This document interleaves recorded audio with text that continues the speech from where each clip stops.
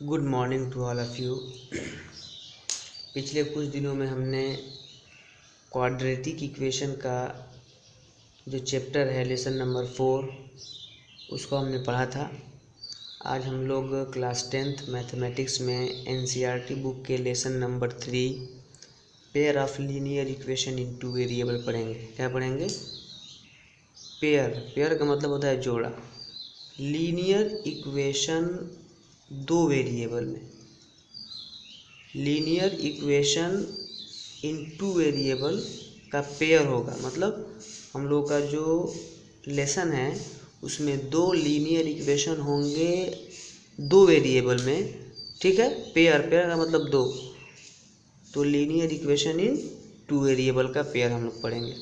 सबसे पहले हम आप लोगों को बता दें कि क्लास नाइन्थ में हमने जो पढ़ा था टॉपिक याद होना चाहिए, पढ़ा था linear equation in one variable,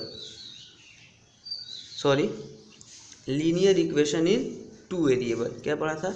linear equation in two variable, ये हमने पढ़ा था। बस वहाँ पे पेयर नहीं लगा था, linear equation in two variable था।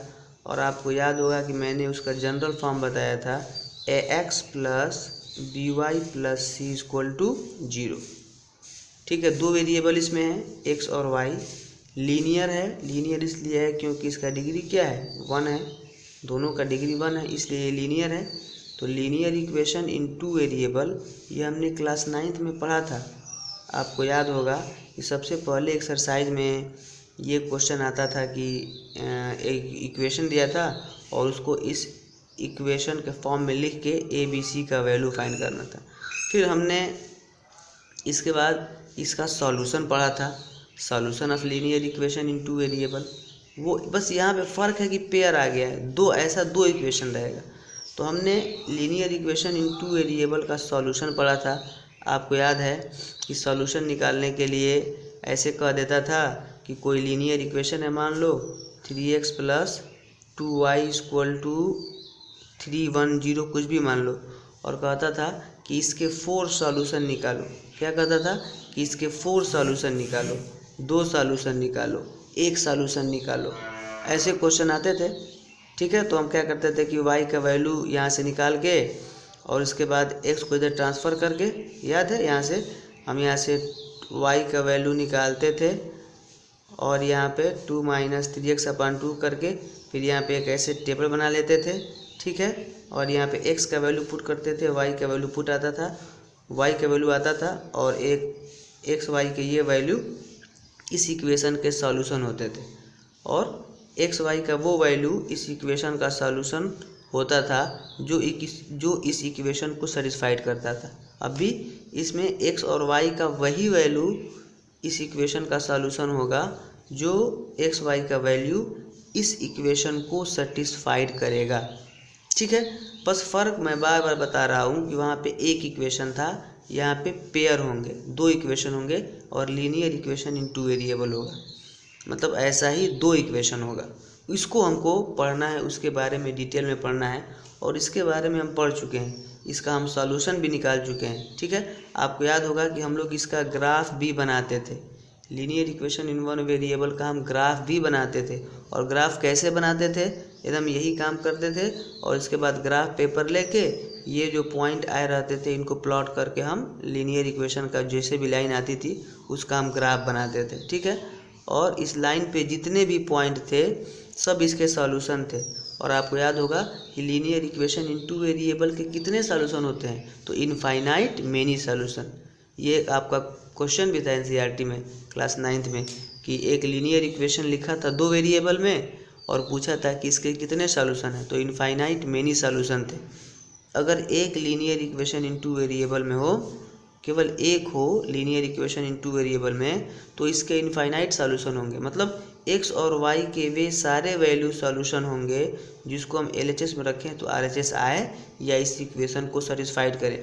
तो अगर मान लो कि हमने एक linear equation in two variable का ग्राफ बना दिया, तो इस लाइन पे जितने भी पॉइंट आएंगे, हर पॉइंट एक कोऑर्डिनेट होगा ना, हर पॉइंट का कोऑर्डिनेट होगा, कोऑर्डिनेट ज्योमेट्री में आप पढ़े होगे, हर पॉइंट में एब्सिसा ऑर्डिनेट होगा और हर पॉइंट इस इक्वेशन को सेटिस्फाइड करेगा। मतलब जिस इक्वेशन का ये लाइन, जिस इक्वेशन का ग्राफ ये लाइन होगा, इस लाइन पे आने वाला हर वैल्यू इस इक्वेशन को सेटिस्फाइड करेगा। हमने यहाँ तक पढ़ा था, ठीक है। आगे भी हमको अब pair of linear equation in two variable पढ़ना है, ठीक है। तो अब आगे हम देखते हैं, ये पीछे की बातें ध्यान रखना। ये linear equation in two variable हमने क्लास 9th में पढ़ा था। हमने इसके सॉल्यूशन भी फाइंड किए थे, ये तरीका था, 2 सॉल्यूशन, 3 सॉल्यूशन, 4 सॉल्यूशन, 5 सॉल्यूशन, जितना भी कहता था ऐसे हम फाइंड करते थे। फिर इसका हम लोगों ने ग्राफ भी बनाया था और हमने ये कहा था कि अगर एक ये इक्वेशन है तो इसके इनफाइनाइट मेनी सॉल्यूशन होंगे, ठीक है। आगे हमको जो पढ़ना है वो pair of linear equation in two variable होगा, ठीक है। यहाँ तक आप समझ गए। अब हम आते हैं, अब यहाँ पे पेयर ऑफ लीनियर इक्वेशन होगा। तो पेयर ऑफ लीनियर इक्वेशन पहले जनरल फॉर्म लिखेंगे तो ax plus b y plus c equal to 0, ऐसे तो लिखेंगे नहीं कि दूसरा के ax plus b y plus c equal to 0। अगर 2 हैं तो उसको हम कर देंगे a1x plus b1y plus c1 equal to 0 और a2x plus b2y plus c2 equal to 0। ये हमारा जनरल सॉल्यूशन होगा, जनरल फॉर्म होगा पेयर ऑफ। पेयर का मतलब 2 है तो 2 हमको लिखना पड़ेगा ना। तो एक के लिए a1x plus b1y plus c1 equal to 0 और दूसरा हमारा हो जाएगा a2x plus b2y plus c2 equal to 0। ये हमारे लीनियर इक्वेशन के क्या हो गए, जनरल फॉर्म में 2 इक्वेशन हो गए, ठीक है।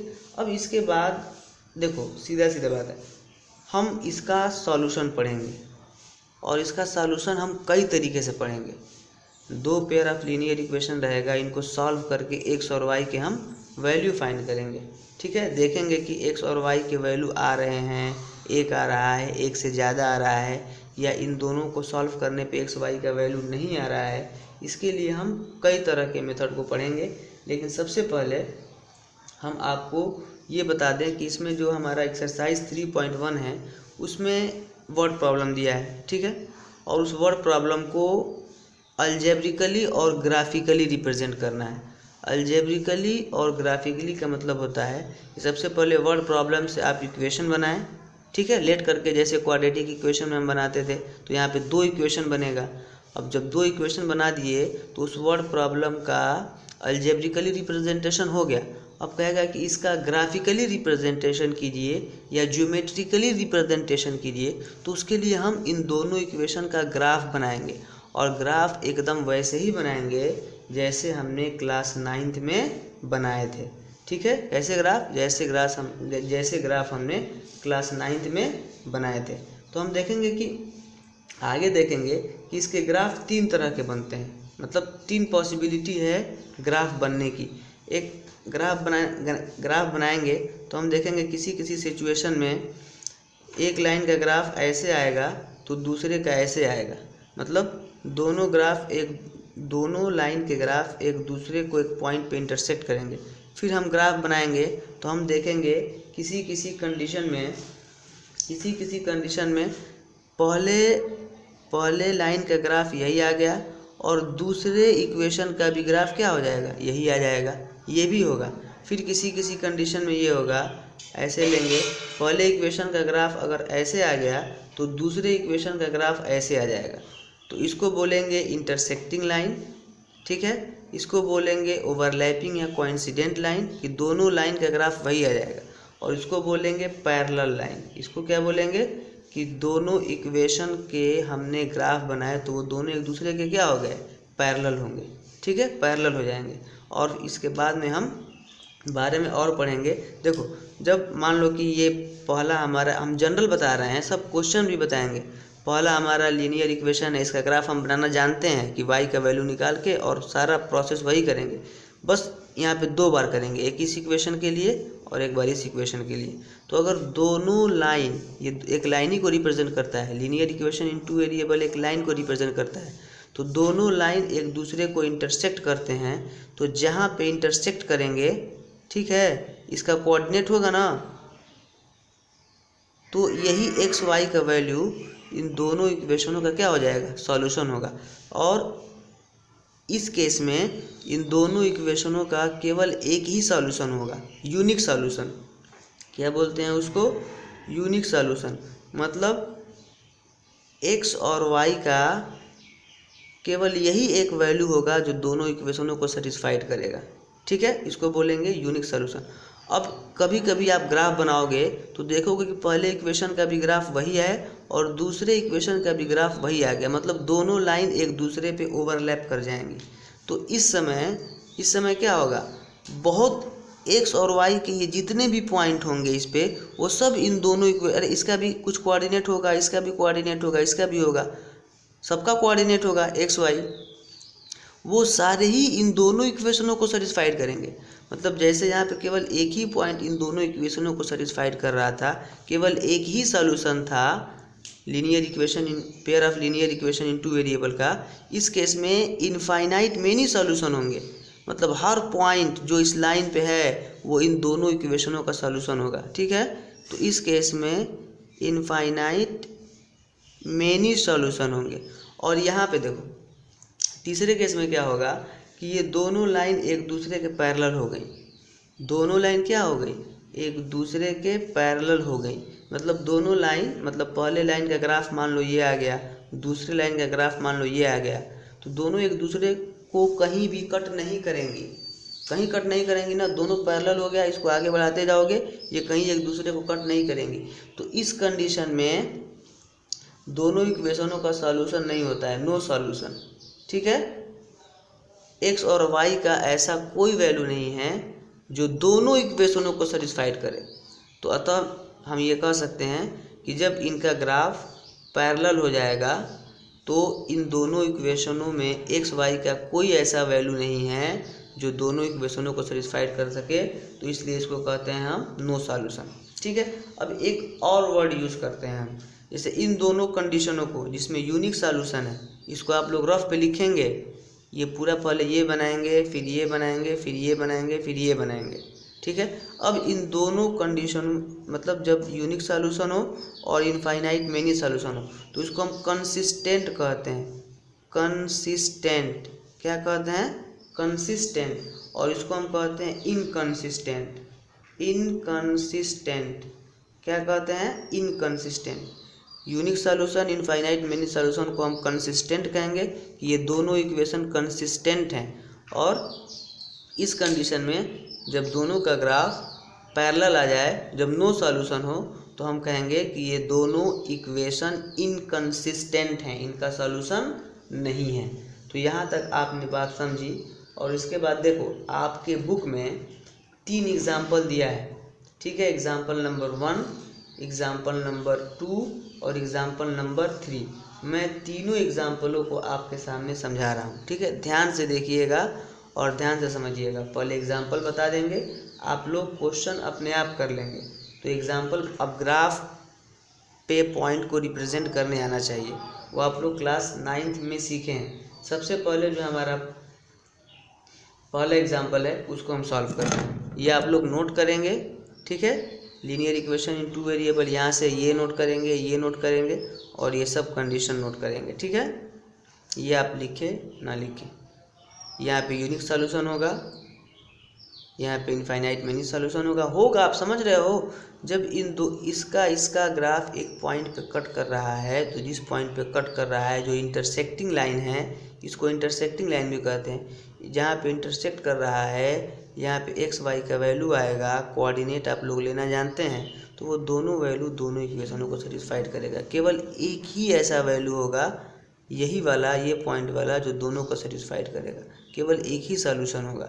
और इसमें ये दोनों लाइन ओवरलैप कर जाएंगे, तो हर पॉइंट दोनों इक्वेशनों को सेटिस्फाइड करेगा, तो इसके इनफाइनाइट मेनी सॉल्यूशन होंगे। और एक केस ये है जिसमें दो लाइन एक दूसरे के पैरेलल हो जाएंगे, ये कहीं इंटरसेक्ट नहीं करेंगे, तो एक्स वाई का कोई ऐसा वैल्यू नहीं होगा जो दोनों लाइन को, चाहे दोनों इक्वेशन को सेटिस्फाइड करे, इसीलिए इसको नो सॉल्यूशन कहते हैं, ठीक है।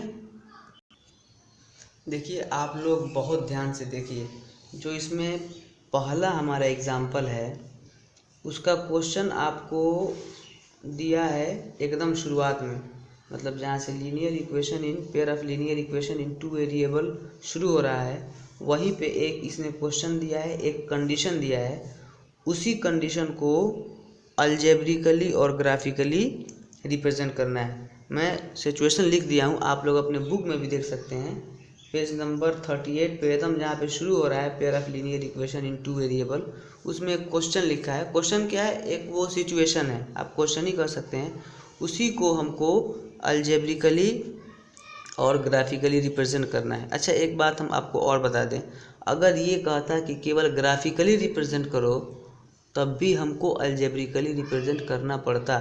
जैसे अगर कह देता कि ये पूरा कंडीशन है हमारा, यही है वो जो मैं लिख दिया हूँ, ये कंडीशन है, इस कंडीशन को आप ग्राफिकली रिप्रेजेंट करो, ग्राफ बनाओ, तो बगैर इक्वेशन बनाए हम ग्राफ तो बना नहीं सकते हैं। और इक्वेशन बनाने को ही हम क्या कहते हैं? अलजेब्रिकली रिप्रेजेंट करना कहते हैं। और ग्राफिकली रिप्रेजेंट करना और ज्योमेट्रिकली रिप्रेजेंट करना, ये दोनों वर्ड हम ग्राफ बनाने के लिए यूज़ करते हैं। तो एग्जांपल नंबर 1 में आपका बस ये लिख दिया है कि look us take the example given in section 3.1। तो अब 3.1 वाला एग्जाम्पल है, तो पहले 3.1 में क्या लिखा है उसको पढ़ना पड़ेगा। तो उसमें लिखा है कि Akhila wents to a fair in her village. एक नाम है अखिला, ये अपने गांव के किसी मेले में जाती है। ध्यान से समझना, अपने गांव के किसी मेले में जाती है और वो मतलब होता है ना झूला, एक जेंट राइड्स है, एक राइड्स करना चाहती है, झूला झूलना चाहती है एक व्हील पे, और वो हुपला वाला गेम हुपला वाला गेम खेलना चाहती है। वो है ना, ऐसे गोला होता है, हम लोग मेले में देखते हैं, उसको ऐसे लेके फेंकते हैं और जिस चीज़ में वो पड़ जाता है, गोला जाके गिर जाता है, वो हमारा चीज़ हो जाता है। ऐसे गोला टाइप का होता है, ऐसे फेंकते हैं हम लोग, तो जहाँ जाके गिर जाता है वो हमारा हो जाता है, वो वाला गेम। तो दो तरह का ये गेम, एक तो झूले पे झूलना चाहती है, सीधा आप ये समझो, और एक वो गेम खेलना चाहती है जिसका नाम हुपला है। अब इसमें कंडीशन क्या है? ये तो पूरा हो गया। अब लिखा है कि the number of times she played hoopla, मतलब जितनी बार वो हुपला खेलती है, मतलब एक बार नहीं खेलती है, कई बार खेलती है। द नंबर, यहाँ पे लिखा है कि the number of times she played hoopla is half the number of rides she had on the giant wheel. ये आधा है किसके? जितनी बार वो जेंट व्हील पे मतलब झूला झूलती है। मतलब कि ये अगर x है, व्हील पे अगर वो झूला अगर x बार झूलती है तो हुपला वो x/2 बार फेंकती है। ठीक है। इफ़ ईच राइड कॉस्ट, अब कह रहा है कि ये जो राइड का मतलब जो झूला झूलती है, एक बार झूलने के लिए 3 रुपया लगता है। ठीक है। और हुपला एक बार खेलने के लिए 4 रुपया लगता है। ठीक है। हुपला एक बार खेलने के लिए 4 रुपया लगता है। तो इस कंडीशन को आप अलजेब्रिकली और ग्राफिकली क्या कीजिए? रिप्रेजेंट कीजिए। तो बड़ा आसान है। मान लेंगे कि she rides on giant wheel x time, then she played hoopla x/2 time, और टोटल 20 रुपया वो खर्चा करती है। तो अगर 3x में, अच्छा देखो एक बात और बता दें आपको, देखो ये जो हमने इक्वेशन मान लिया, ये जो इक्वेशन मान लिया, इसे क्वाड्रेटिक इक्वेशन बन जाएगा, लेकिन हमको linear equation in two variable बनाना है, तो इसीलिए हमको इसमें एक x और y मानना पड़ेगा। आपको देखो मैं बता देता हूँ, इसमें हमको x और y मानना पड़ेगा, 2 वेरिएबल लाना है ना। ऐसे जो हमारा इक्वेशन बनेगा वो क्वाड्रेटिक बन जाएगा। आपको हम ये बता देते हैं, जैसे हमने इसको x मान लिया, 3x मान लिया, इसको x/2 मान लिया। देखो अब आ गया तो बता देते हैं कि क्वेश्चन के हिसाब से अगर वो व्हील पे एक बार चढ़ी है तो हुपला x/2 बार खेली है, तो एक बार व्हील खेली है तो एक बार खेलने का खर्चा 3 रुपया है, तो x बार खेलेगी तो 3x रुपया आ जाएगा। हुपला x/2 बार खेली है, एक बार हुपला खेलने के लिए 4 रुपया लगता है, तो जितना बार खेली है उसके लिए 4x/2 लगेगा। ठीक है। और ये सब मिला के हमारा, तो ऐसे इक्वेशन दिक्कत हो जाएगा, इसमें दिक्कत आ जाएगा। ठीक है। तो हम इसको x और y मान लेते हैं। ठीक है। हम ये मान लेते हैं कि, तो देखो इसको ऐसे नहीं करना है, इसको linear equation in two variable में करना है। ठीक है। इसको linear equation in two variable में करना है, एक को x मानेंगे और एक को y मानेंगे। तो अभी हम क्वेश्चन इरेज कर रहे हैं। ठीक है। क्वेश्चन इरेज करके हम आपको बता रहे हैं। देखिए अब आपको क्वेश्चन याद भी होना चाहिए। जैसे क्वेश्चन में क्या था, क्वेश्चन में ये क्या था कि आप एक कहानी की तरह समझ लीजिए। वो मेले में गई, झूला झूली और वो जो ऐसे गोला फेंकने वाला होता है वो खेल खेली। तो हुपला, मतलब जिसको हुपला कह रहे हैं, वो हुपला जितनी बार झूला झूली उसके आधे बार खेली। ये ध्यान रखना, ठीक है ना। तो हम ये मान लेंगे कि वो झूला और हुपला दोनों को हम मान लेंगे कि वो एक एक्स बार और एक वाई बार खेली, ठीक है। तो हम मान लेते हैं कि let she rides on giant wheel x time. हम ये मान लेते हैं कि वो जो झूला झूली वो एक्स बार झूली, and she played hoopla y time, और उसने हुपला वाई टाइम खेला। अब देखो क्वेश्चन के हिसाब से जो उसने हुपला खेला वो जितनी बार राइड की उसके आधे बार खेला। ये क्वेश्चन में साफ साफ लिखा था ना कि the number of time she played hoopla is half the number of rides, ठीक है ना। जितनी बार उसने राइड्स किया उसका क्या है, हाफ है। तो ये y = x/2, यहाँ से एक ही क्वेश्चन बन गया। हमने मान लिया कि उसने राइड्स किया झूला x बार और हुपला खेला y बार, लेकिन क्वेश्चन क्या कर रहा है, देखिए ध्यान से, मैं बहुत टाइम दे रहा हूँ। क्वेश्चन ये कर रहा है, अब इसमें x y मानेंगे, नंबर 2 वेरिएबल का है, तो हम ये मानेंगे कि अब हमारे मानने जो हमने लेट किया है उसके अकॉर्डिंग जो हमारा y होगा वो x/2 हो जाएगा। हुपला वाला खेल झूला झूलने वाले खेल का हाफ है, तो हुपला वाला झूले वाले का हाफ हो गया। अब यहाँ से आप एक इक्वेशन बना सकते हैं, ठीक है। ये इक्वेशन क्या हो जाएगा, आप थोड़ा सा सॉल्व कर दो यहाँ से इसको, तो ये आपका हो जाएगा 2y = x या 2y = x या x - 2y = 0। ये पहला इक्वेशन बन गया। अब दूसरे कंडीशन के हिसाब से ये कह रहा है कि एक बार जब वो झूला झूल रही है, देखिए ध्यान से, एक बार जब वो झूला झूल रही है तो 3 रुपया लग रहा है। तो x बार झूला झूलेगी तो 3x रुपया लगेगा। ये हुपला खेल रही है, एक बार हुपला खेल रही है तो 4 रुपया लग रहा है। तो अगर y बार खेलेगी तो 4 × y हो जाएगा। अब इन दोनों को जोड़ेंगे, ये टोटल झूला झूलने का कॉस्ट हो गया, ये टोटल हुपला खेलने का कॉस्ट हो गया। अब इन दोनों को जोड़ेंगे तो टोटल मिला के उसने 20 रुपया खर्चा किया है, तो ये हमारा दूसरा इक्वेशन बन जाएगा। ये पहला इक्वेशन और दूसरा इक्वेशन। अब 2 इक्वेशन बन गया। ये हमने अलजेब्रिकली रिप्रेजेंट कर दिया। ये हमने क्या कर दिया, अलजेब्रिकली रिप्रेजेंट कर दिया। अब इसको ग्राफिकली रिप्रेजेंट करना है। अब ग्राफिकली रिप्रेजेंट करने के लिए आपको ग्राफ लेकर बैठना चाहिए, और ग्राफ एकदम वैसे ही बनाएंगे जैसे हम क्लास 9th में बनाते थे। जैसे फ्रॉम इक्वेशन 1 से हम क्या करेंगे, y का वैल्यू निकाल लेंगे। तो 1 से y का वैल्यू निकालेंगे तो यही ना आएगा, y = x - 2। और अब इसके लिए हम यहाँ पे पॉइंट्स ले लेंगे, कम से कम 2, आपको मालूम है कम से कम 2 पॉइंट्स हमको चाहिए ग्राफ बनाने के लिए। तो आप x के जगह पे अगर रखोगे 0 तो y क्या आ जाएगा, y भी 0 आ जाएगा ना। अगर आप x के जगह पे कोई भी रखोगे, 2 रखोगे, x के जगह पे 2 रखोगे तो y का वैल्यू क्या आ जाएगा, 1 आ जाएगा। एक और रख लो अगर माने तो, मान लो कि 4 रख लो, 4 रखोगे तो ये 2 आ जाएगा। तो इसका तो हो गया हमारा बात। अब फ्रॉम इक्वेशन, ये अब देखो, अब यही क्लास 9th में केवल एक ही बना के अब ग्राफ बना देते थे। यहाँ पे 2 इक्वेशन है ना, तो एक का तो काम बन गया, एक इक्वेशन के लिए पॉइंट्स मिल गए। अब दूसरे के लिए फ्रॉम 2, अब यहाँ पे 2 ना है तो 2 से y का वैल्यू निकालेंगे। तो यहाँ से आप लोग y का वैल्यू आप निकालिएगा।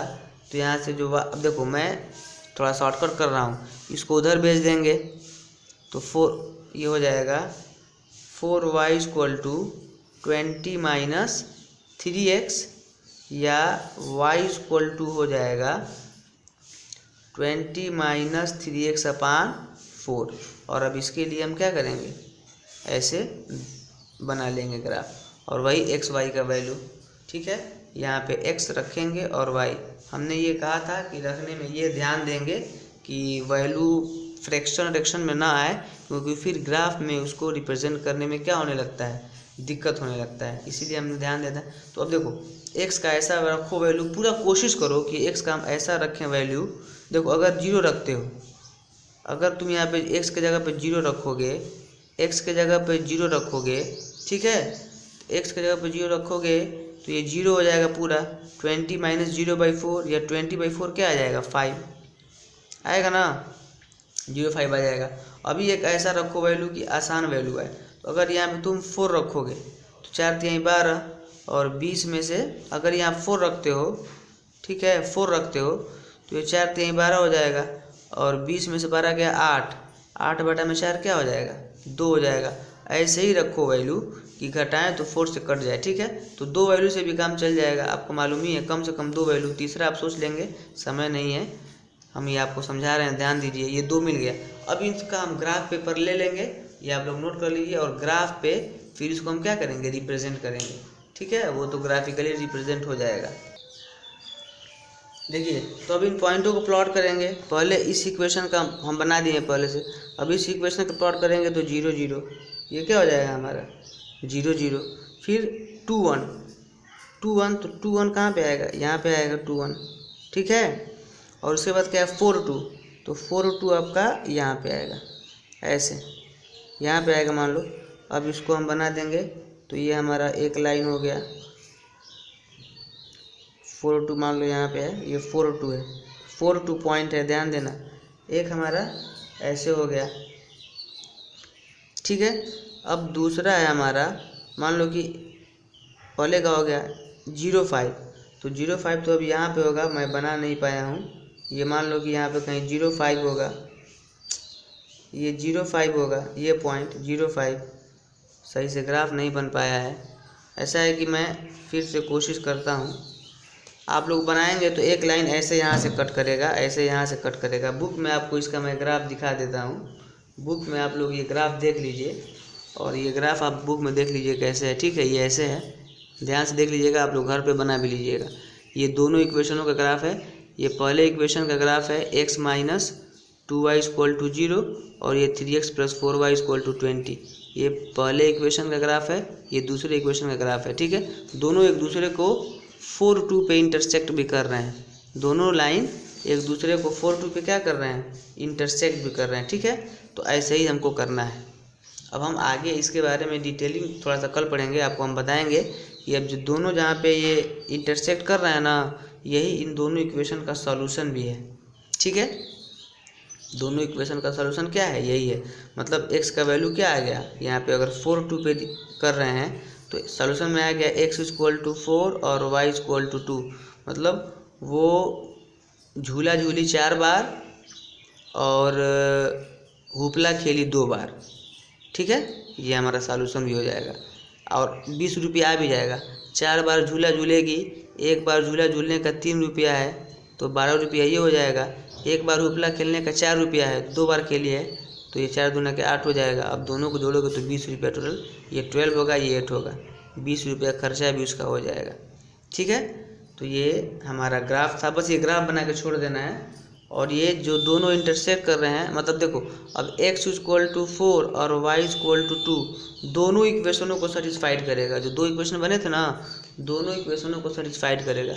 मतलब अगर LHS में बारी बारी से x की जगह पे 4 y की जगह पे 2 रखोगे तो LHS में रखोगे तो RHS आएगा, ठीक है। कल हम इसका अगला एग्जाम्पल बताएंगे आप लोगों को।